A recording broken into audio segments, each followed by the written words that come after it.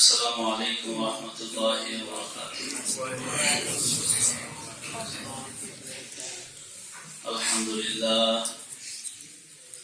الحمد لله نحمده ونستعينه ونستغفره ونؤمن به ونتوكل عليه ونعوذ بالله من شرور أنفسنا ومن سيئات أعمالنا.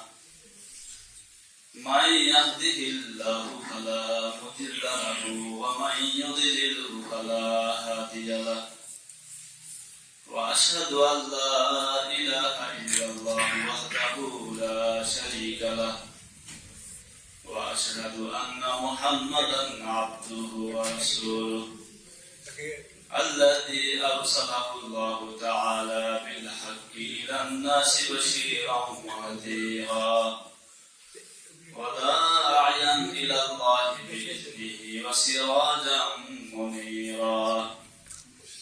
أما بعد فقد قال الله تعالى في كلامه المجيد وفرقانه الحميد: أعوذ بالله من الشيطان الرجيم. بسم الله الرحمن الرحيم. سبحان الذي أسرى بعبده ليلا من المسجد الحرام إلى المسجد الأقصى الذي باركنا حوله لنريه من آياتنا إنه هو السميع البصير. صدق الله المولانا العظيم وصدق رسوله النبي الكريم ونحن على ذلك من الشاهدين والشاكرين. سبحانك لا علم لنا إلا ما علمتنا إنك أنت العليم الحكيم. شكرا. رب زدني علما رب زدني علما رب زدني علما رب اشرح لي صدري ويسر لي أمري واحلل عقدة من لساني يفقهوا قولي. সমস্ত প্রশংসা মহিয়ান করিয়ান সেই মহান রব্বুল আলামিনের জন্য, যিনি আমাদেরকে মাগরিবের সালাত আদায় শেষে পৃথিবীর সবচেয়ে দামি এবং পবিত্র জায়গা তথা মসজিদে পৃথিবীর সবচেয়ে দামি এবং পবিত্র কিতাব কোরআনে কারিমের তাফসীরের দরসে কিছু সময়ের জন্য বসার তৌফিক দান করেছেন। এজন্য আমরা সকলেই অন্তরের অন্তঃস্থল থেকে শুকর আদায় করি, বলি আলহামদুলিল্লাহ। এবং লাখো কোটি দরুদ ও সালাম বর্ষিত হোক সাইয়্যিদুল মুরসালিন খাতামুন নবিয়্যিন রাহমাতুল লিল আলামিনের পবিত্র রূহের উপর, যার উম্মত হওয়ার পরম সৌভাগ্য আল্লাহ আমাদেরকে দান করেছেন। আমরা তার সামনে সংক্ষেপে দরুদ পাঠ করি, সকলে বলি সাল্লাল্লাহু আলাইহি ওয়াসাল্লাম। মুহতারাম হাজিরিন, আমাদের ধারাবাহিক তাফসীরের অংশ হিসাবে গত সপ্তাহে সূরা কাহাফের তাফসীর শেষ হয়েছে। নতুন কোন সূরা শুরু করার আগে আজকে আমি সূরা বনী ইসরাঈলের প্রথম আয়াত তিলাওয়াত করেছি। তিলাওয়াতকৃত আয়াতের আলোকে নবী পাক সাল্লাল্লাহু আলাইহি ওয়াসাল্লামের মিরাজ সম্পর্কে কিছু জরুরি কথা আমি আপনাদের খেদমতে তুলে ধরার চেষ্টা করব ইনশাআল্লাহ। আমা তাওফীকি ইল্লা বিল্লাহিল আলিয়্যিল আযীম। যেই আয়াতখানা আমি তেলাওয়াত করেছি, এই আয়াতে আল্লাহ রাব্বুল আলামিন নবীজি সাল্লাল্লাহু আলাইহি ওয়াসাল্লামের জীবনে যত মুআজিজা প্রকাশ পেয়েছে, অলৌকিক যত বিষয় নবীজির জীবনে প্রকাশ পেয়েছে অসংখ্য, সেগুলোর মধ্যে হতে একটি অন্যতম মুআজিজা বা অলৌকিক বিষয় হচ্ছে মেরাজ। আল্লাহ রাব্বুল আলামিন এই আয়াতে নবীজি মেরাজের ওই ঘটনার দিকে ইঙ্গিত করেছেন। মেরাজের ঘটনাটাই এই আয়াতে তুলে ধরেছেন সংক্ষেপে।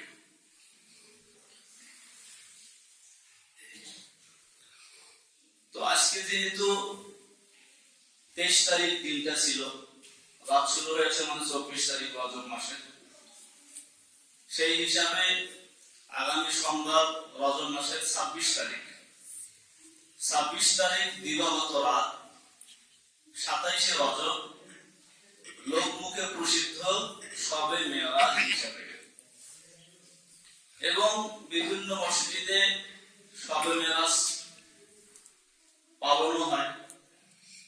কিছু মসজিদ তো এমনও আছে যেখানে বাড়তি আয়োজন হয়, আলোকসজ্জা হয়, ইত্যাদি ইত্যাদি অনুষ্ঠান হয়। কিন্তু আপনি আশ্চর্য হবেন, নবীজির জীবনের এত বড় একটা মুজিজা, অথচ এই মুজিজার সঠিক তারিখটা ইতিহাসে চূড়ান্ত করা হয় নাই, বা চূড়ান্ত ভাবে কোনো তারিখ আমরা পাই না। আপনি যদি তারিখের কথা বলেন সেখানেও মতভেদ, মাসের কথা যদি বলেন সেখানেও মতভেদ, এমনকি বছর নিয়েও মতভেদ। কতগুলো মত এসেছে একটু আপনাদের বলি। একটা মত এসেছে তাফসীরে তাবারীতে, যেটা ইমাম তাবারীর নিজস্ব মত। নবীজি সাল্লাল্লাহু আলাইহি সাল্লাম যে বছর নবুয়ত লাভ করলেন সেই বছরেই মেরাজ হয়েছে, এটা একটা মত। তার মানে নবীজির বয়স যখন 40 তখনই তো নবুয়ত লাভ করেছেন, আর তখনই মেরাজ হয়েছে। আরেকটি মত তাফসীরে ইবনে কাসিরে এসেছে, নবুয়তের ৫ম বছর মানে যখন নবীজির বয়স ৪৫ তখন মেরাজ হয়েছে। আরেকটি মত এসেছে নবুয়তের ১০ম বছর রজব মাসে মেরাজ হয়েছে। এই যে তিনটা মত উল্লেখ করা হলো, আপনাদের অনেকেরই সংগ্রহে রয়েছে একটি বই আমার জানা মতে, আর রাহিকুল মাখতুম আছে নাকি? অনেকের কাছে থাকার কথা। সেখানে এই মতগুলো উল্লেখ করার পরে শেষে এসে তিনি লিখেছেন, এই বইটার রেফারেন্স দিলাম এজন্য যেটা আপনাদের অনেকের হাতের নাগালে আছে। এটাই আমার মূল রেফারেন্সের বই নয়, আমার তো তাফসীরে কিতাব ইবনে কাসির বলেছি। এই তিনটা মত সঠিক বলে মনে হয় না। কিভাবে? খুব খেয়াল করে শুনেন। হযরত খাদিজা রাদিয়াল্লাহু তাআলা আনহা তিনি ইন্তেকাল করেছেন নবুয়তের ১০ম বছরে রমাদান মাসে। আমি আপনাদের প্রশ্ন করি, মাস হিসাবে রজব আগে নাকি রমাদান আগে? আমরা এখন রজব চলছে, শাবান, তারপরে কি রমাদান। হযরত খাদিজা রাদিয়াল্লাহু তাআলা আনহা ইন্তেকাল করলেন নবুয়তের ১০ম বছরে রমাদান মাসে। এটা একটা বিষয়। আরেকটা বিষয় মনে রাখেন, সেটা হলো ৫ ওয়াক্ত সালাত ফরজ হয়েছে সহিহ হাদিস দ্বারা প্রমাণিত, সেটা মেরাজের মাধ্যমে। কিসের মাধ্যমে? অর্থাৎ নবীজি মেরাজে গেছেন, আর সেই মেরাজের একটা তোহফা আল্লাহর পক্ষ থেকে শেষ নবীর উম্মতের একটা হাদিয়া ছিল ৫ ওয়াক্ত নামাজ। তার মানে মেরাজের আগ পর্যন্ত ৫ ওয়াক্ত সালাত নাই, এই তো কথা। এবার আসেন হযরত খাদিজা রাদিয়াল্লাহু কথা দুটো মনে রাখবেন। হযরত খাদিজা রাদিয়াল্লাহু তাআলা আনহার জিন্দেগিতে ৫ ওয়াক্ত ফরজ নামাজ ছিল না। তাহলে এতে কি এটা স্পষ্ট হলো না যে তার জীবদ্দশায় মেরাজ হয় নাই? মনে হয় বুঝেন নাই সবাই। যদি হযরত খাদিজার জীবদ্দশায় মেরাজ হতো, তো হযরত খাদিজার জীবনের একটু অংশ হলেও এমনটা আত্ম যে ৫ ওয়াক্ত নামাজ ফরজ হয়েছে।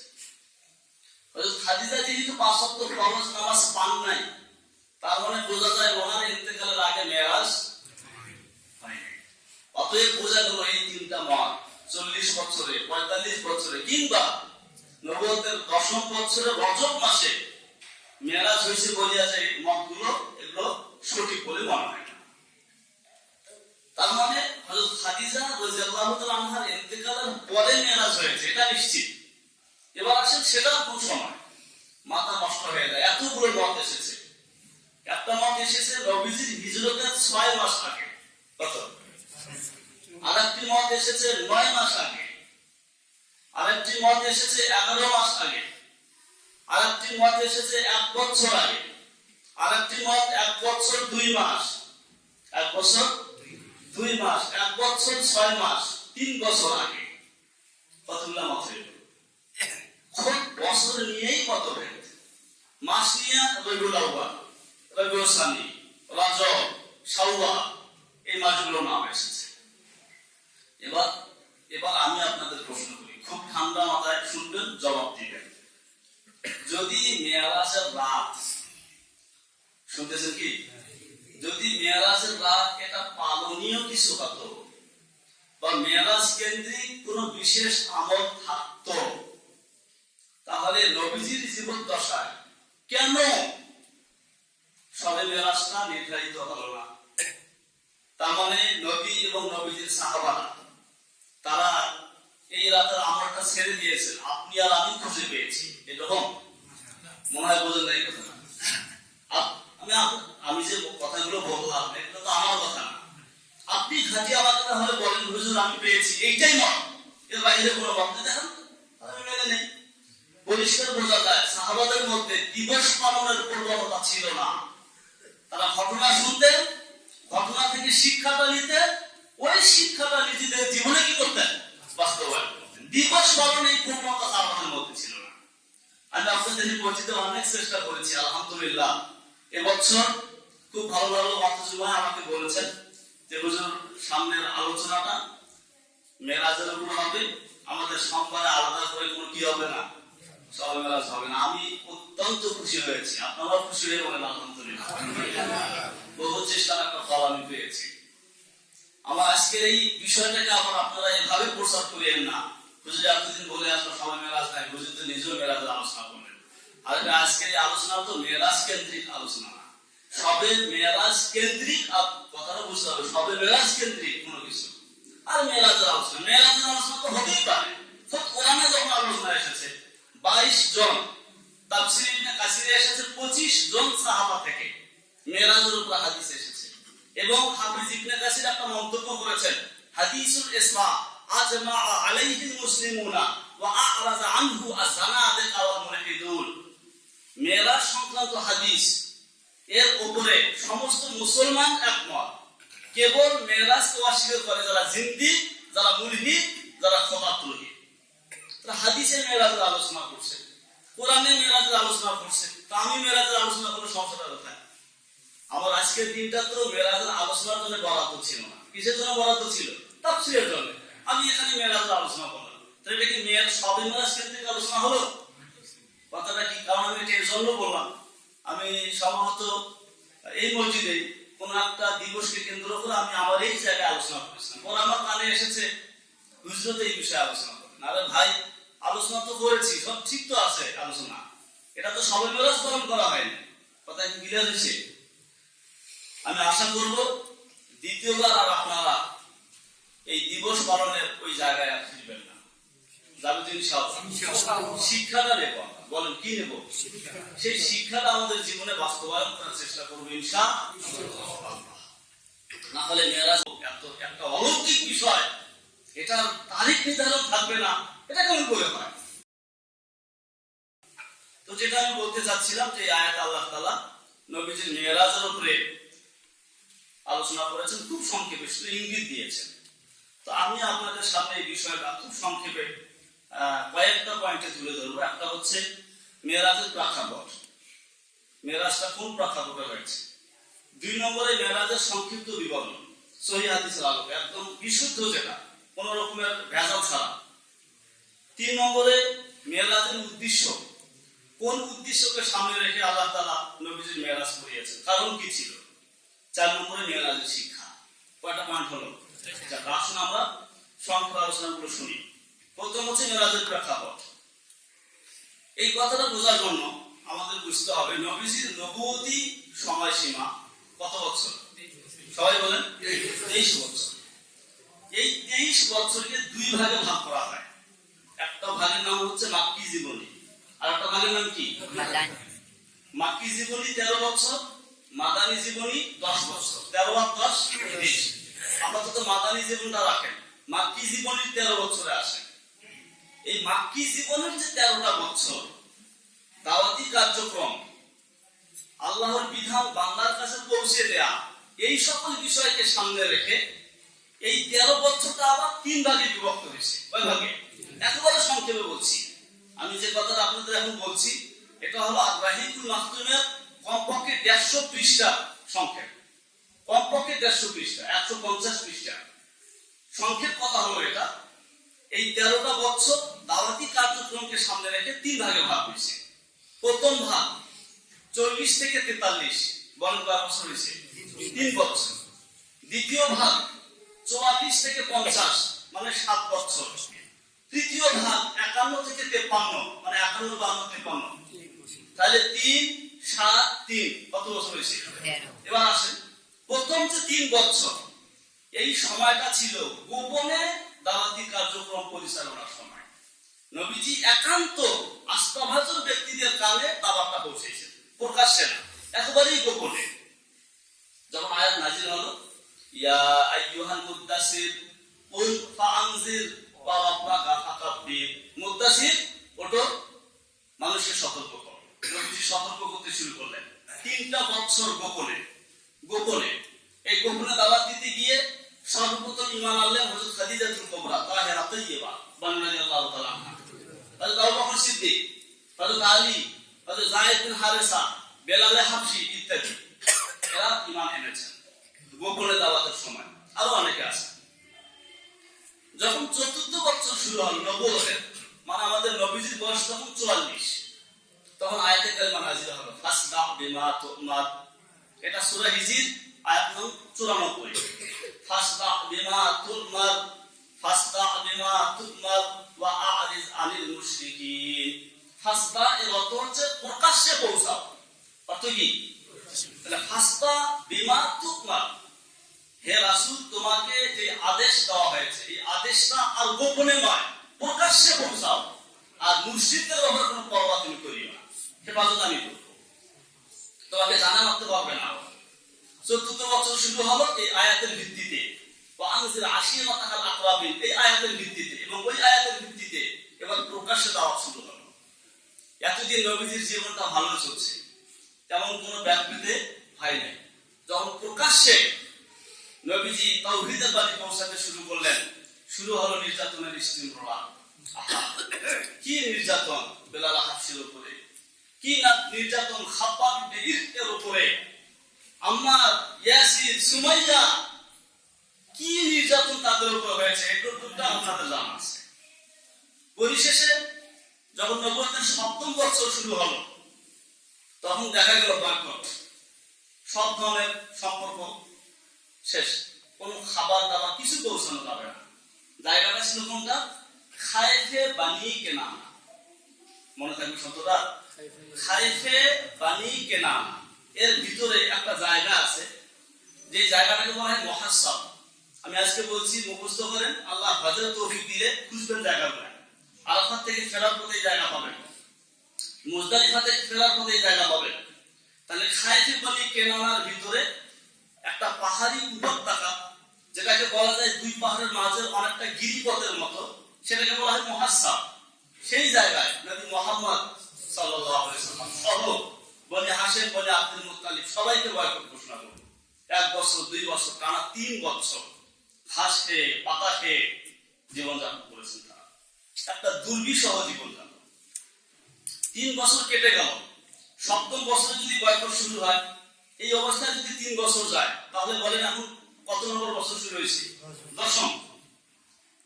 বয়কট শেষ। এখানে অনেক গল্প আছে, ওই পোকা ওই কাবা ঘরের সামনে লটকে রাখা ওই শক্তিকে খেয়ে ফেলছে, লম্বা কথা আছে ওইদিকে। বয়কট শেষ, 10ম বছর, রমজান মাস শুরু হলো। বাহিরের নির্যাতন থেকে নবীজিকে সবচেয়ে বেশি যিনি হেফাজত করতেন, ঢাল হিসাবে যিনি ছিলেন, তার নাম কি বলেন তো? চাচা আবু তালেব। তিনি ইন্তেকাল করলেন। মাথার উপর থেকে একটা বরগাছ সরে গেল। নবীজি নিজেকে চরম অসহায় মনে করলেন তখন। মাত্র 3 দিনের ব্যবধানে, কয়দিন? আমরা বর্ণনায় এসেছে 3 মাস। তবে আল্লামা নাবাবী রাহমাতুল্লাহি আলাইহি মুসলিম শরীফের ব্যাখ্যা গ্রন্থ আল মিনহাজে লিখেছেন 3 দিনের ব্যবধানে। হযরত খাদিজাতুল কুবরা প্রেমময় স্ত্রী বাইরের সমস্ত কষ্ট যন্ত্রণা নিয়ে যখন হযরত নবী আলাইহিস সালাম ঘরে আসতেন, হযরত খাদিজা সেটাকে ভুলিয়ে দেওয়ার চেষ্টা করতেন। এই খাদিজা তিনিও দুনিয়া থেকে চলে গেলেন। এই জন্য ইতিহাসে নবুয়তের এই 10ম বছরকে বলা হয় আমুল হুজুন, অর্থাৎ পেরেশানি এবং কষ্টের বছর। একসাথে ঘরের শক্তিও শেষ, বাইরের শক্তিও শেষ। আবু তালেবও গেলেন, হযরত খাদিজাও চলে গেলেন। মাসটা ছিল রমজান মাস। রমজান মাসের পরে শুরু হলো শওয়াল মাস। তখন নবীজি দ্বিতীয় বিবাহ করলেন। তার মানে বোঝা যায় খাদিজা যতদিন নবীজির স্ত্রী ছিলেন ততদিন নবীজি আর বিবাহ করেন নাই। সবচেয়ে বেশি সময় পেয়েছেন হযরত খাদিজা রাদিয়াল্লাহু তাআলা আনহা। তো তিনি ইন্তেকাল হলেন রমজান মাসে। শওয়াল মাসে নবীজি বিবাহ করলেন দ্বিতীয় স্ত্রী হিসেবে সাউদা বিনতে জামাআ রাদিয়াল্লাহু তাআলা আনহাকে। কাকে? তাহলে বলেন নবীজির স্ত্রীর ধারাবাহিকতায় দ্বিতীয় স্ত্রীর তালিকায় কে? সাউদা। এরপর রয়েছে আমাদের আয়েশা সিদ্দিকা, সেটা একাদশ হিজরিতে শওয়াল মাসে। একাদশ হিজরি না, একাদশ নবুয়তের একাদশ বছর, মানে 10ম বছর শওয়ালে বিয়ে হলো সাউদা বিনতে জামার সাথে। টানা 1 বছর পরে আরেক শওয়ালে একাদশ বছরে বিয়ে হলো আমাদের আয়েশা সিদ্দিকার সাথে। তখন বয়স হয় মদিনায় হিজরত করার পরে 9 বছর বয়সে সাবেজে ফাফাসুরাত হল। যাই হোক, যখন আবু তালেব দুনিয়া থেকে গেলেন, হযরত খাদিজা রাদিয়াল্লাহু আনহা দুনিয়া থেকে চলে গেলেন, এবার নবীজির উপরে যার পর নাই অত্যাচার শুরু হলো। এরকম ধুলাবালি এনে নবীজির মাথায় দেয়। কোথায় দেয়? নবীর মাথায় দেয়। এত পবিত্র চেহারা, কিভাবে এটা সম্ভব হয়েছে? সবচেয়ে বেশি রাসূলকে কষ্ট দিয়েছে, বরং বলা যায় রাসূলকে কষ্ট দেওয়ার সূত্রপাত হয়েছে আবু লাহাবকে দিয়ে। কাকে দিয়ে? আপন চাচা আবু লাহাব, তার স্ত্রী উম্মে জামিল, যিনি ছিলেন আবু সুফিয়ানের বোন। সবচেয়ে বেশি কষ্ট দিয়েছে উম্মে জামিল, আবু লাহাব। এবং আবু লাহাবের 2 কুখ্যাত পুত্র, যার সাথে নবীজির 2 মেয়ের বিয়ে হয়েছিল, তালাক তো দিছে উল্টা নবীজির মুখে এসে থুতু দিয়েছে, বলে নাউজুবিল্লাহ। সবচেয়ে বেশি কষ্ট দিয়েছে, ফলও পেয়েছে। এসব কষ্ট আর নবীজি সহ্য করতে পারে না। তো এতদিন দেখেন, নবুয়তের প্রথম 3 বছর দাওয়াত হয়েছে গোপনে, সেটা সীমাবদ্ধ ছিল মক্কার ভিতরে, ইতিহাসটা মনে রাখবেন। পরের 7 বছর দাওয়াত প্রকাশ্যে, সেটাও সীমাবদ্ধ ছিল মক্কার ভিতরে। 51-52 ক্রমে 3 বছর দাওয়াত মক্কার বাইরেও রসুল পৌঁছায়। কিভাবে? নবীজি 10ম বছরে নবুয়তের তায়েফে গেলেন। কোথায়? তায়েফ। 10 দিন ছিলেন। একটা আশা, বুক ভরা একটা আশা নিয়ে তিনি তায়েফে গিয়েছিলেন, কিন্তু বিফল হয়ে ফিরে এসেছেন। 10 দিনের মাথায় নবীজি যখন বিফল মনোরথ নিয়ে সেখান থেকে ফিরে আসছেন, তায়েফবাসী ছোট ছোট বাচ্চাদেরকে নবীজির পিছনে লেলিয়ে দিয়েছে। পাগল বলে গালি দেয়, মাজনুন বলে গালি দেয়, আরো মানে যাহা মুখে আসে, ইতর এই সেই নানান রকমের কথা, আর পাথর দিয়ে শুধু দেখা থাকে। একদম রসুলের পাটা রক্ত রঞ্জিত হয়েছে। ছাড়ে না, 3 কিলোমিটার পর্যন্ত রসুলকে ঢিল মারছে। কত কিলো? 3 কিলো। দেখবেন এখনো আছে, তায়েফ থেকে 3 কিলোমিটার দূরে একটা আঙ্গুরের বাগান আছে, সাইবা, সেটা বাগান ছিল। সাইবার 2 পুত্র, একটা নাম উতবা ইবনে সাইবা, আর এক পুত্র নাম রাবিয়া ইবনে সাইবা। এই 2 জন, এরা রসুলের জানি শত্রু ছিল, কুখ্যাত কাফের। তাদের ওই আঙ্গুর বাগানে রসুল শেষ পর্যন্ত ঢুকে পড়েন। তখন ওরা পিছু হারে। তায়েফ থেকে 3 কিলোমিটার দূরে আঙ্গুর বাগানে যখন রসুল ঢুকলেন, ওরা পিছু ছাড়লো। তার মানে কি এটা বোঝা যায় না যে 3 কিলোমিটার পর্যন্ত তারা রসুলের পিছনে ছিল? কি কষ্ট পাইলেন রসুল দেখেন। সেখানে গিয়া কোনো মতো একটা গাছের সাথে নবীজি হেলান দিয়ে বসলেন। নবীজির ভাষাগুলো দেখেন, তখন নবীজি যে কথাগুলো বলতেছিলেন, আল্লাহুম্মা ইলাইকা আশকু যাফা কুওয়াতি ওয়া কিল্লাতা হিলাতি ওয়া হাওয়ানি আলান নাস। হে আল্লাহ, আমার অভিযোগ করার আর জায়গা নেই। আশকু ইলাইকা, আমি আপনার কাছে অভিযোগ করছি। যাফা কুওয়াতি, আমি দুর্বল, এই দুর্বলতা। ওয়া কিল্লাতা হিলাতি, আমার অসহায়ত্বের অভিযোগ আমি আপনার কাছে করছি। ওয়া হাওয়ানি আলান নাস, যেই লোকের কাছে যাই আমাকে অবজ্ঞা করে, আমাকে ইতর বলে, আমাকে থুতু দেয়, আমাকে অপমান করে, এই সব কিছুর অভিযোগ আমি আপনার কাছে করছি। ইয়া আরহামার রাহিমিন, আনতা রাব্বুল মুস্তাযাফিন, আনতা রাব্বি হে দয়াবান, হে দয়ালু, আপনি তো দুর্বলের রব, আপনি আমারও রব।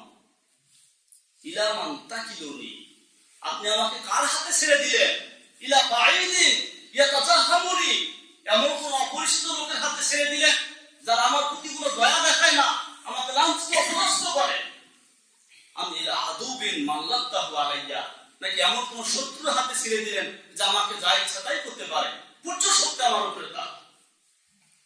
এই কথাগুলো একটা মানুষ কখন বলতে পারে বলেন? রাসূল বলছেন এই কথাগুলো। এরপরে তিনি বললেন ইল্লাম ইয়াকুন বিকা আলাইয়া গাযাবি, হে আল্লাহ, আমার উপরে যা গেছে গেছে, আমাকে যতটা কষ্ট দেওয়া হয়েছে হয়েছে। ইল্লাম ইয়াকুন বিকা আলাইয়া গাযাবি, আমার উপরে যদি আপনার কোনো অসন্তুষ্টি না থাকে, ফালাই বালি, এসব কষ্ট, এসব তুচ্ছতাশীলতা, এসব নির্যাতন জুলুম, এগুলোকে আমি কিছুই মনে করি না। যদি তুমি আমার প্রতি সন্তুষ্ট থাকো, আমার এটাই সবচেয়ে বড় পাওয়া। এই সব কিছুর বিনিময়ে আমি চাই আপনার সন্তুষ্টি। এভাবে নবীজি বলতে শুরু করলেন। এত কষ্ট পাইছেন রাসূল। আমাদের আশা সিদ্দিকার হাদিস সহিহ বুখারীতে এসেছে, উহুদের ময়দানে জানেন আপনারা, রাসূলের মাথার ওই যে লোহার টুকির আংটা বসে গিয়ে দুটা দাগ পড়ে গিয়েছিল, জানেন তো? একটা মারাত্মক অবস্থা তৈরি হয়েছিল। তো আমাদের আশা সিদ্দিকা নবীজিকে জিজ্ঞাসা করেছিলেন, হে আল্লাহর রাসূল, এই যে উহুদের ময়দানে আপনি যে কষ্টটা পেয়েছেন, এর বাহিরে এর চেয়ে বেশি কষ্ট যারা আপনি পেয়েছেন? নবীজি কয়, হ্যাঁ। এই তায়েফের ঘটনাটা নবীজি তুলে ধরেছিলেন। সেই কষ্ট আমার এই উহুদের কষ্টের চেয়ে বেশি ছিল। তার মানে বলা যায় রাসূলের সারা জীবনের সবচেয়ে বড় কষ্টের জায়গা ছিল এটা। এত কষ্ট ছিল, ওই দূর থেকে বাগানের মালিক অথবা ইবনে সাইবা এবং রবিয়া ইবনে সাইবা দুইজন যারা সুযোগ পেলে রাসূলকে মেরে ফেলবে এই পরিকল্পনা করে, ওদের ভিতরে দয়া তৈরি হয়েছে। আদ্দাস এখন নাসরানি গোলাম ছিল। আদ্দাসের হাতে কিছু আঙ্গুর দিয়ে পাঠালেন, যাও ওই যে লোকটা বসে আছে একটু খাওয়ায় আসে। তার চিন্তা করেন কি পরিমাণ কষ্ট কেউ কাউকে দিলে শত্রুর দিলেও কি হয়, রহম হয়। এবার আদ্দাস আসলো, রাসূলকে আঙ্গুর দিলেন, রাসূল বিসমিল্লাহ বলে আঙ্গুর খাইতে শুরু করলেন। আদ্দাস ভাই কি বিসমিল্লাহ না তো জীবনে তোর আঙ্গুর খাইতে দেখিনি, আপনি এটা কি করলেন? তো নবীজি কয়, মিন আইয়িল বেলাদি আনতা, বলো তুমি কোন এলাকা, ওমা দীনুকা, তোমার ধর্মটা কি? বলে আদ্দাস কয়, আমি হইলাম সেই শামের ফিলিস্তিনের নিনাওয়া নামক একটা জায়গা, আমি সেই এলাকার লোক। এবার নবীজি একটু আগ বাড়িয়ে বললেন, তাহলে কি তুমি আর-রাজুলুস সালেহ ইউনুস ইবনে মাত্তা, ইউনুস ইবনে মাত্তা একজন সৎ নবী ছিলেন, তাহলে কি তুমি তার এলাকার মানুষ? এবার আব্বাসের মাথা তো পুরা একদম ঘুরে গেল, কি রে ইউনুসের নাম ইনি কেমন করে জানেন? ইনি তো মক্কার মানুষ, ওটা তো আপনার ফিলিস্তিন। তখন তিনি প্রশ্ন করলেন রাসূলকে, ওমা ইউদ্রিকা ইউনুস, আপনি ইউনুস সম্পর্কে কেমন জানলেন? নবীজি কয়, যালিকা আখি, আরে সে তো আমার ভাই। কানা নবিয়্যা ওয়া আনা নবিয়্যুন, সে আমার ভাই। কেমনে ভাই? তিনিও নবী, আমিও মুসলমান ভাই হইলে নবী ভাই হবে না? নবী ভাই। এবার আব্বাস নবীজির পায়ে পড়ে গেলেন, কপালে হাতে পায়ে খালি চুমা দিতে শুরু করলেন, পা কালিমা পড়ান, তাড়াতাড়ি মুসলমান হন। ওই দুজন ওখান থেকে বসে তো তামাশা দেখতেছি, ঘর নাকি আঙ্গুর খাওয়াইতে বানাইলাম, এর মাথাটাও তো দেখি বিগড়াই দিল। ঘরটা দেখি এই লোকের কাছে গেলেই তো মানুষ বিগড়ে যায়, যখন আসলে ঘর নাকি কি হইবে এটা? মা রাজুলের ফিদ দুনিয়া খায়রুম মিনহু, পৃথিবীতে ওনার চেয়ে উত্তম মানুষ আর নাই। লাকাদ আখবারানি বিমা লাম ইউখবির বিহি ইল্লা নাবিয়্যুন, তিনি তো আমাকে এমন কিছু কথা বলেছেন যেগুলো কেবল কোন নবী বলতে পারেন। তার মানে তিনি কি নবীজি? সেখান থেকে আর একটু সামনে বাড়লেন, মনে রাখুন জায়গাগুলোর নাম কারনুল মানাজিল। বলুন তো জায়গাটার নাম কি? কারনুল মানাজিল। এবার রাসূলের এবার আল্লাহর দয়া জোশ এসে গেল, জিবরিলকে পাঠালেন, দুইজন ফেরেশতা নিয়োজিত পাহাড়ের, যাও কি স্যার ঘটনা আপনারা জানেন, আমি আর বিস্তারিত যাচ্ছি না। এরপরে নবীজি আরো সামনে আগালেন, ওই যে গারে হেরা যেখানে নবীজির উপরে নবুয়ত এসেছিল, সেই গারে হেরার পাদদেশে নবীজি আবার আশ্রয় নিলেন। দেখেন মক্কায় জন্ম রাসূলের, অথচ মক্কায় রাসূল প্রবেশ করতে পারছেন না। সেখান থেকে রাসূল খবর পাঠায় এক একজনের নাম নিয়ে যে ভাই আমাকে কি একটু আশ্রয় দিবে, আমি তোমার আশ্রয় মক্কায় ঢুকতে চাই। ভাই না পারবো না, সবাই প্রত্যাখ্যান করে। পরিশেষে নবীজি খবর পাঠাইছেন মুতঈম ইবনে আদি তার কাছে, ভাই তুমি যদি আমাকে আশ্রয় দাও তাহলে তোমার আশ্রয় কোথায় যেতে পারি? মক্কায় যেতে পারি। মুতঈম ইবনে আদি বলেন, হ্যাঁ আমি আপনাকে আশ্রয় দিব। বিশাল একটা বাহিনী নিয়ে ঘোড়ায় আরোহণ করে আবার যখন ঘুরতে থাকলেন আর বলতে থাকলেন, আমি মুহাম্মদকে আশ্রয় দিয়েছি, খবরদার কিন্তু তার থেকে আলানোর চেষ্টা করবে। যাই হোক, নবীজি তায়েফ থেকে বিফল হয়ে ফিরে আসলেন। রসুলের দিলটা ভারাক্রান্ত, হৃদয়ে রক্তক্ষরণ হচ্ছে, চরম অসহায়ত্ব বোধ করছেন তিনি। পিঠটা মনে হয় দেয়ালে ঠেকে গেছে, কি করবেন আর কিছু ভেবে পাচ্ছেন না। এরকমের একটা মুহূর্তের মধ্য দিয়ে নবুয়তের 11 বছরে রজব মাসের এই 26 তারিখ দিবাগত রাত্রে প্রসিদ্ধ মত অনুযায়ী আল্লাহ তাআলা নবীজিকে তার সান্নিধ্যে ডেকে দিলেন। কি দেওয়ার জন্য? সান্ত্বনা দেওয়ার জন্য। তার মানে নবুয়তের বিগত 10 বছরে নবীজি যা কষ্ট পাইছেন, সমস্ত কষ্টের উপশম হচ্ছে এই মেরাজ। কি এই হচ্ছে মেরাজের প্রেক্ষাপট।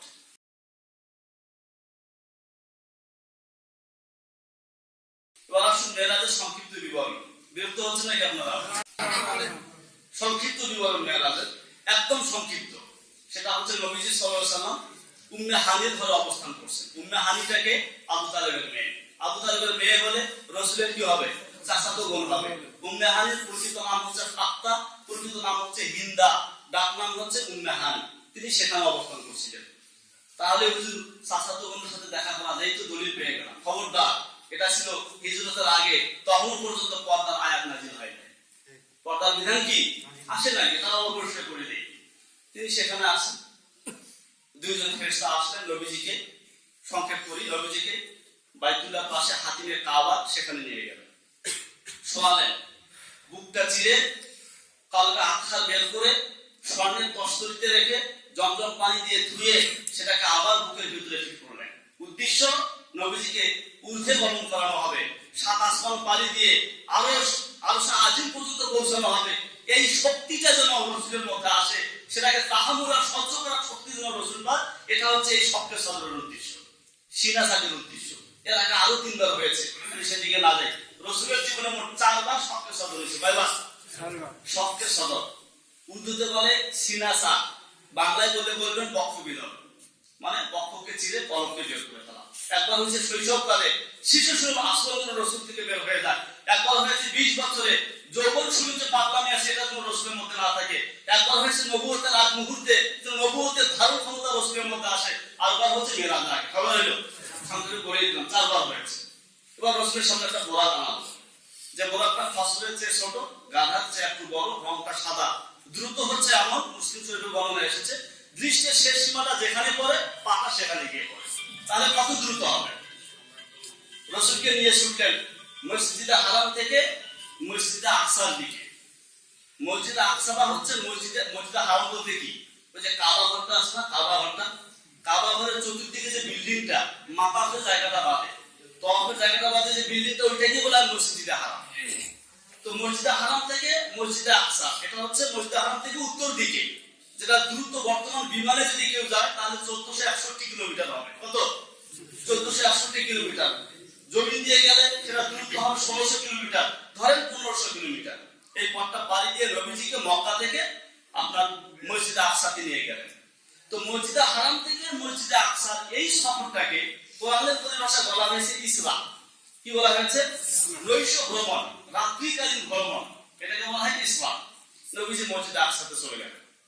সেখানে যাওয়ার পরে বোরাকটা একটা পাথরের সাথে বাঁধলেন, মসজিদে আকসার ভিতরে ঢুকলেন, 2 রাকাত দুপুরের মসজিদ করলেন। তখনও জামাতের সাথে নামাজ পড়েন নাই, এই কথাটা মনে রাখবেন। নিজে 2 রাকাত নামাজ পড়েছে। এরপর একটা সিঁড়ি আনা হলো, যেটা মসজিদে আকসাতেই শুরু করে আপনার 7 আসমান পার হয়ে চলে গেছে। প্রথম আসমান, তারপরে আসমান, তারপরে আসমান, এভাবে চলে গেছে। সফরের এই অংশটাকে বলা হয় মেরাজ। এই অংশের নাম কি? মেরাজ, মানে ঊর্ধ্বগমন। তাহলে মসজিদে হারাম থেকে মসজিদে আকসা পর্যন্ত এটাকে বলা হয়, এই ভ্রমণটাকে বলা হয় ইসরা। এটা সরাসরি কোরআন থেকে প্রমাণিত। মসজিদে আকসা থেকে 7 আসমান পাড়ি দিয়া আরশে আজিম পর্যন্ত পৌঁছা, এই ঊর্ধ্বগমন, এটাকে বলা হয় মেরাজ। এটা সরাসরি কোরআন দ্বারা প্রমাণিত না, তবে হাদিস দ্বারা প্রমাণিত। যে হাদিস আমি বলেছি সমস্ত মুসলমান একমত, মানে তাওয়াতুরের পর্যায়ে, হাদিসের জগতের সর্বোচ্চ পর্যায়ে হাদিসকে বলা হয় হাদিসের মুতাওয়াতির। সেই পর্যায়ে হাদিস দ্বারা প্রমাণিত, অস্বীকার করার কোনো সুযোগ নাই, বিন্দু মাত্র না। লেশ মাত্র ঈমান আছে, সে এটা বাধ্য স্বীকার করতে যে নবীজি জীবনী কি হয়েছে না। তো নবীজি মসজিদ আকসা থেকে এবার জিবরিল সহ রওনা শুরু করেন প্রথম আসমানের দিকে। জমিন থেকে, পৃথিবী থেকে প্রথম আসমানের দূরত্ব হচ্ছে 500 বছরের রাস্তা। 500 বছর রাস্তা মধ্যে।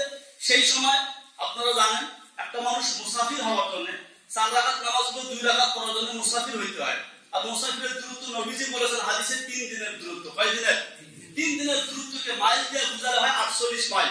তার মানে 3 দিনে 48 মাইল, তার মানে এক দিনে 16 মাইল। 3 16 48, তার মানে এক দিনে একটা মানুষ 16 মাইল যেতে পারে। কিলোমিটারের হিসাব করে 78 কিলোমিটার হবে। তাহলে এক দিনে 16 মাইল। তাহলে একদিনে যদি 16 মাইল হয়, এবার আপনি মাস দিয়ে গুণ দেন, কত আসবে?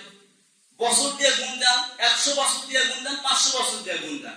যেটা ফলাফল বের হবে কিতাবে যেটা এসেছে, হিসাব করলেও যেটা বের হয়, সেটা হলো 500 বছর রাস্তা সমান সমান 28,80,000 মাইল। কত? এটা হচ্ছে জমিন থেকে আসমানের দূরত্ব। ওই আসমান থেকে তারপরে আসমানের দূরত্ব সমান, পরে সমান, মানে 7 আসমানের দূরত্ব এরকম। নবীজি মসজিদ আকসা থেকে প্রথম আসমানে গেলেন। দরজা আছে, জিবরিল দরজা আওয়াজ করলেন, মানে দরজা খোলার অনুমতি চাইলেন। সহিহ মুসলিমের বর্ণনা। ওপাশ থেকে দরজার পাহারায় যে ফেরেশতা নিয়োজিত, তিনি বললেন মান আনতা, আপনি কে? কয় আমরা জিবরিল। আমার মা আপনার সাথে কে? কয় মুহাম্মদ। আল হাদিউল জান্নাত, তাকে কি আসার অনুমতি দেওয়া হয়েছে? কয় হ্যাঁ দেওয়া হয়েছে। বা দরজা খোলা হলো। তার মানে নিয়ন্ত্রণ কেমন এটা দেখানো হয়েছে। প্রত্যেকটা আসমানের নিয়ন্ত্রণ কেমন এটা দেখানোর উদ্দেশ্য। তিনি উপরে উঠলেন, সেখানে গিয়ে দেখা হলো আদম আলাইহিস সালামের সাথে। তার সাথে সালাম হলো, কথা হলো, স্বাগতম ইত্যাদি সেখানে বিনিময় হয়েছে। এরপরে দ্বিতীয় আসমানে চলে গেলেন। সেখানে দেখা হয়েছে হযরত ইয়াহইয়া এবং ঈসার সাথে। সেই একই সিস্টেম। ওখানে অনুমতি চেয়েছেন, সালাম হয়েছে, কথা বিনিময় হয়েছে। খুব সংক্ষেপ করতেছি কথাগুলো। তাহলে বলেন প্রথম আসমানে দেখা হয়েছে কার সাথে? আদম আলাইহিস সালাম। বলেন কার সাথে? আবার বলেন। দ্বিতীয় আসমানে ইয়াহইয়া এবং ঈসা, ইয়াহইয়া এবং ঈসা। তৃতীয় আসমানে হযরত ইউসুফ আলাইহিস সালাম। তারপরে চতুর্থ আসমানে হযরত ইদ্রিস আলাইহিস সালাম। তারপরে পঞ্চম আসমানে হযরত হারুন আলাইহিস সালাম। ষষ্ঠ আসমানে হযরত মূসা আলাইহিস সালাম। সপ্তম আসমানে হযরত ইব্রাহিম আলাইহিস সালাম। সপ্তম আসমানে যখন উঠলেন, দেখলেন একটা বাইতুল মামুর, একটা ঘর, ঠিক কাবা বরাবর উপরে, সপ্তম আসমানের উপরে। প্রতিদিন 70,000 ফেরেশতা সেটাকে তওয়াফ করে। সহিহ মুসলিমের বর্ণনা। একবার তওয়াফ করে আর দ্বিতীয়বার তওয়াফ করার সুযোগ নাই। বুঝতে হবে আল্লাহর তৈরি করা ফেরেশতার সংখ্যা কত অগণিত। সেই বাইতুল মামুরের দেয়ালে হেলান দিয়ে উনি বসে আছেন, কথাবার্তা হলো। নবীজি আরো উপরে উঠলেন, সেখানে দেখতে পেলেন সিদরাতুল মুনতাহা। কি? সিদরাতুল মানে বড়ই গাছ, মুনতাহা মানে শেষ সীমা, অর্থাৎ শেষ সীমায় গেড়ে দেওয়া একটা বড়ই গাছ। এটা শেষ সীমা কেমন করে? ওই সিদরাতুল মুনতাহার নিচে যত ফেরেশতারা আছে, এরা উঠতে উঠতে সর্বোচ্চ ওই বড়ই গাছ পর্যন্ত, এর উপরে ওঠার সুযোগ নাই। এর উপরে যে সকল ফেরেশতারা আছে, নামতে নামতে সর্বোচ্চ এটা, এর নিচে নামার সুযোগ নাই। তো উপরে যারা আছে তাদেরও শেষ সীমা, নিচে যারা আছে তাদেরও শেষ সীমা। ওই শেষ সীমার বড়ই গাছকে বলা হয় সিদরাতুল মুনতাহা। কথা ক্লিয়ার হচ্ছে? নবীজি সেই পর্যন্ত পৌঁছে গেলেন। এবার হযরত জিবরিলকে তার আসল রূপে দেখলেন।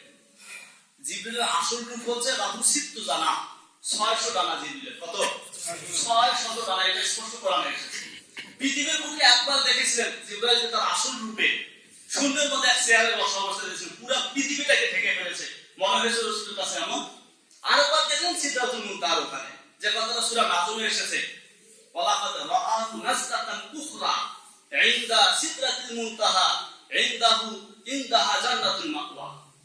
তো সিদরাতুল মুনতাহার পাশে নবী আলাইহিস সালাম জিবরিলকে আরেকবার তার আসল রূপে দেখলেন। এরপর নবী আরো উপরে উঠতে থাকলেন। এত উপরে উঠলেন যে ওই যে কলম দিয়ে মানুষের তকদির লেখা হচ্ছে, এই খসখস শব্দ রাসূল শুনতে পেলেন।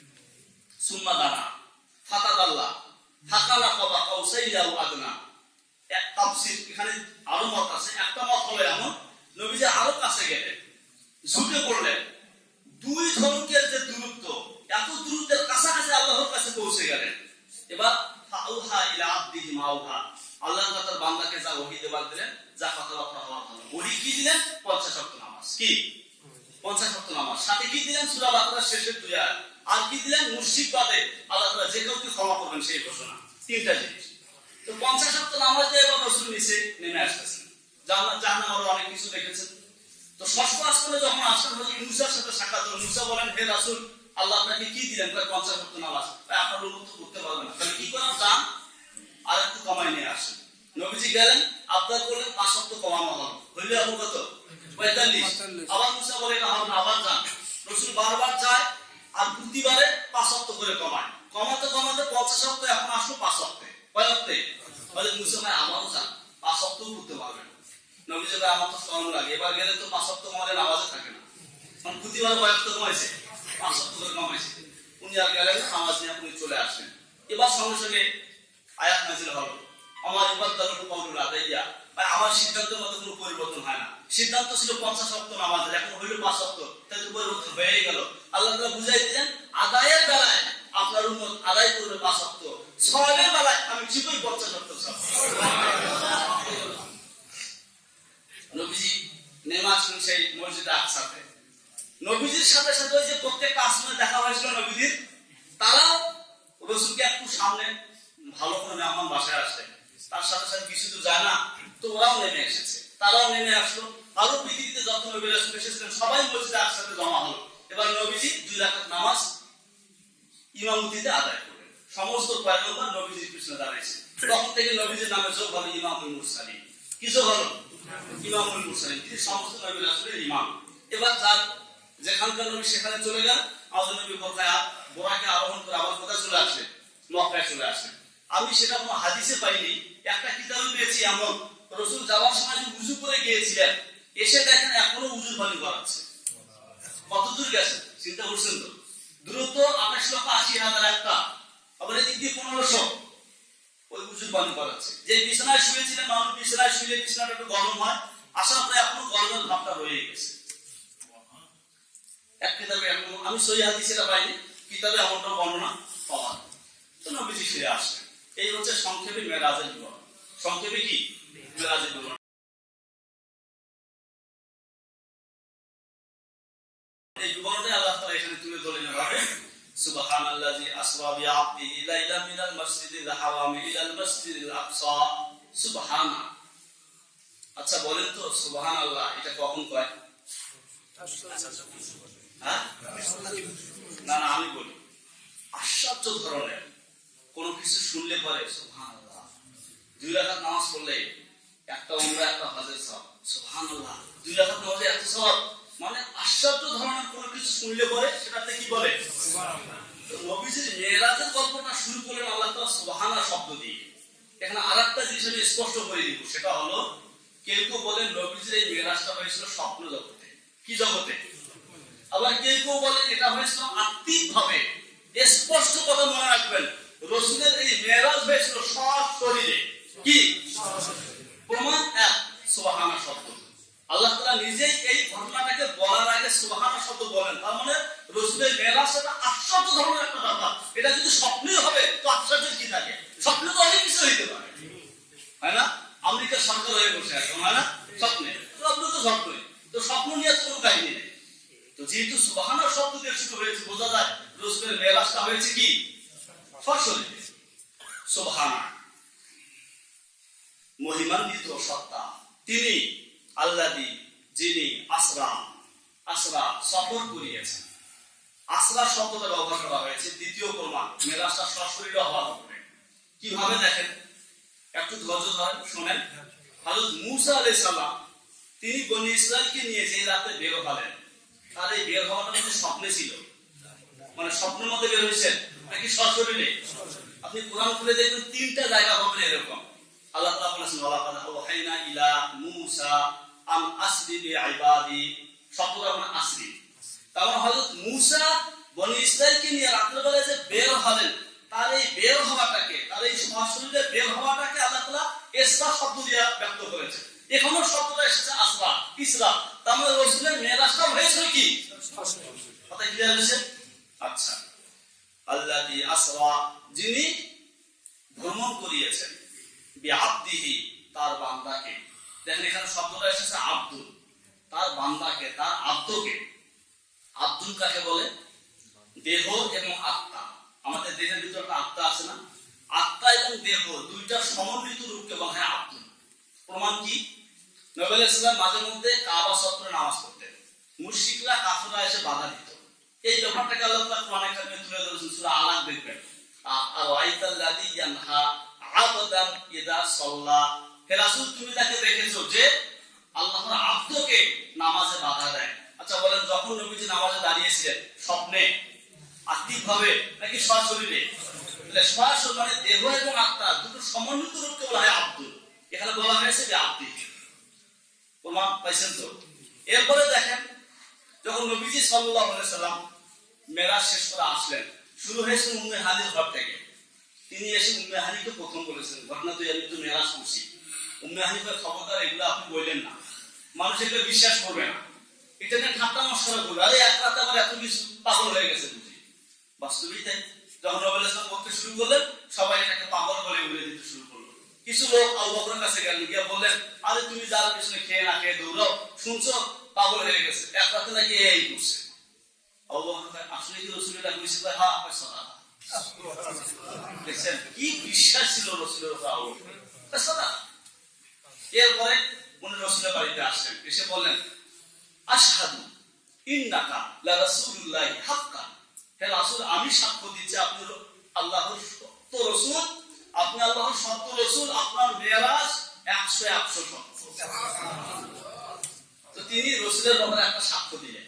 আল্লাহ এবার রাসূল আবু বকরের ব্যাপারে একটা সাক্ষ্য দিচ্ছেন। আবু বকর তুমিও শোনো, আশহাদু আশহাদু ইয়া আবা বকরিন ইন্নাকা সিদ্দীকু হাক্কা।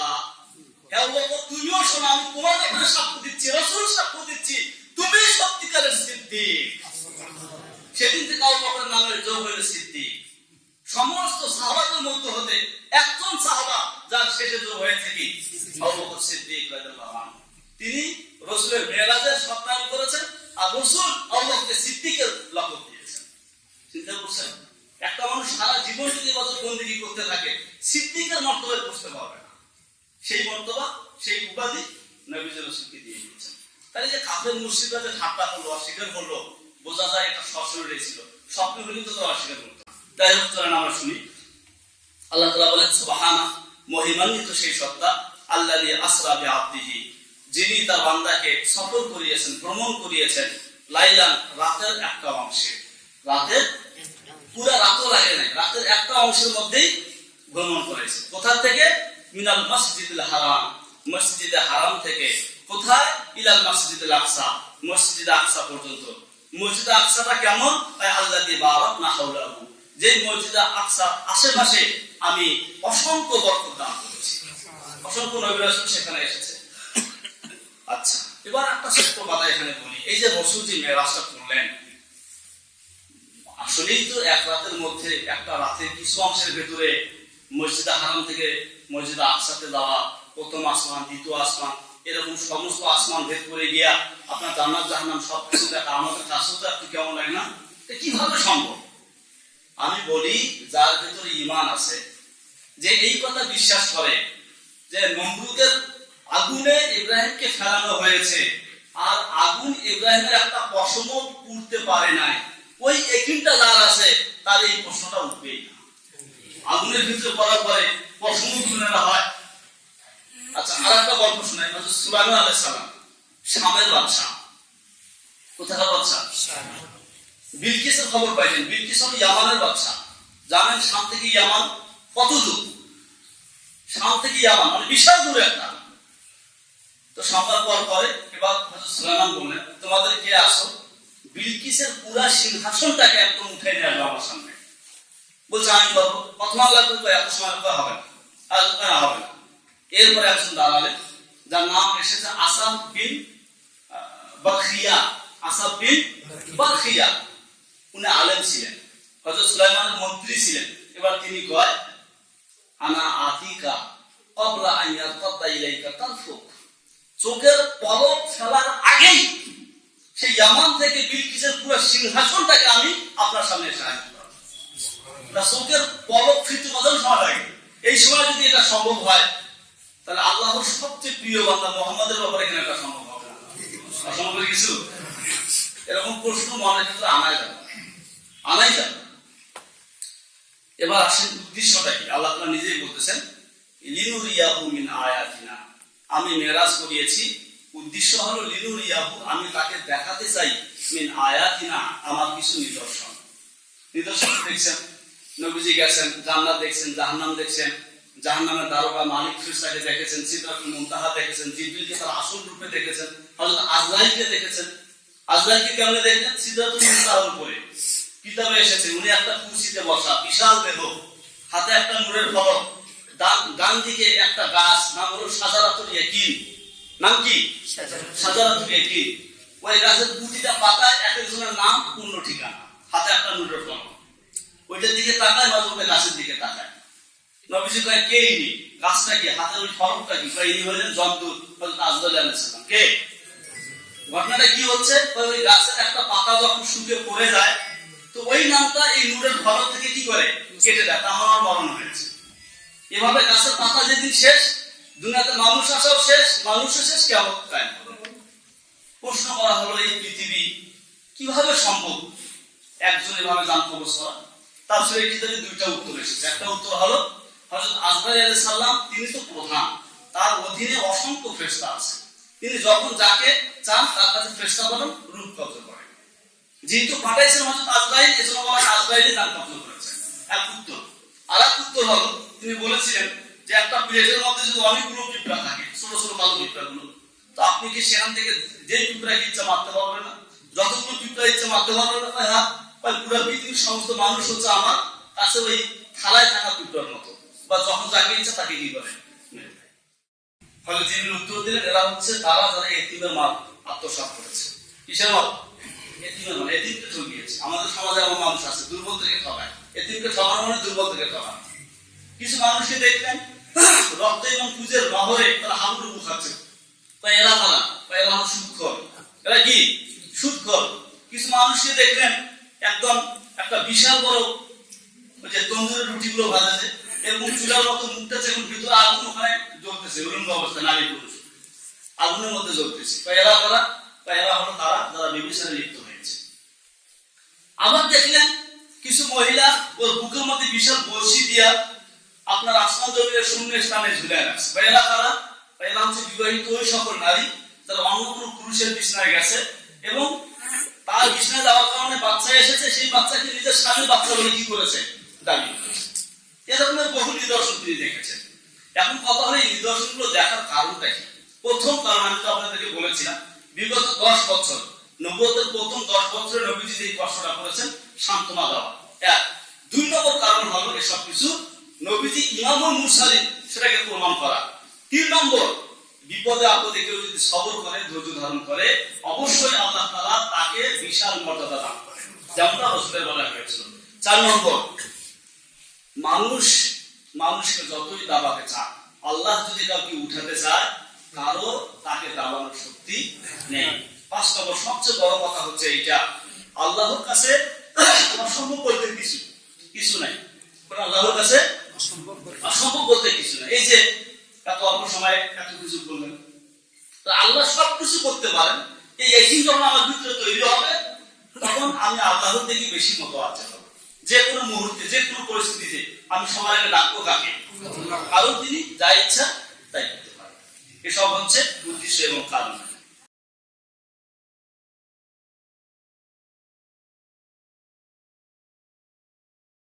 শিক্ষা কি?